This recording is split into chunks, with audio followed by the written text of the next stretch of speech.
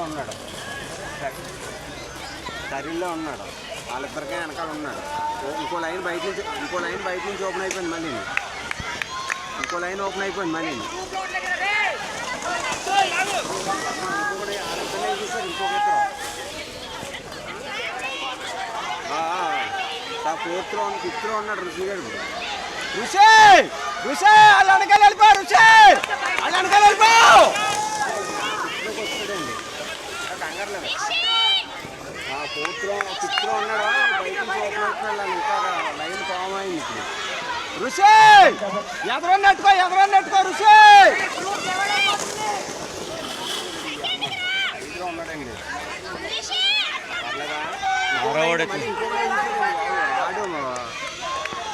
ఆడులోకి వెళ్ళిపోడండి. వదిలేవాడు sir race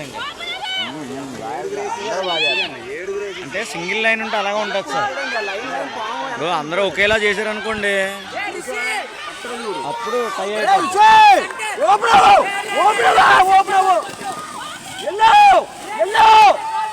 goal చేస్తాడండి sir అక్కడ. కోర్టులోకి వెళ్ళాడండి,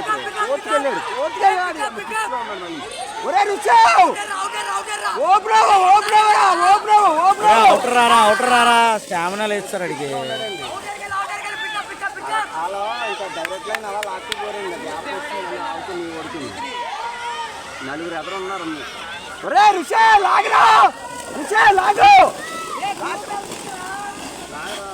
బాబు లాగరా ఇక్కడి నుంచి ఎత్తరా. అది అమ్మ నేను లైన్ వాళ్ళు అడ్డు వచ్చేస్తున్నారండి. ఋషి లాగరా పడుకోకూడదు. ఋషి గారు బాగా ఆడుతున్నాడు, పాప చాలా వీడు వచ్చిందండి. ఋషి గారు కోర్టులో ఫిఫ్త్లో ఉండిపోడు. మన ముగ్గురు కట్టాలండి, చాలా కష్టపడుతున్నారండి. అది అమ్మ ఋషి గారు ఫిఫ్త్లో ఓడికి ఇప్పటికే అడిగిందని పోతుంది.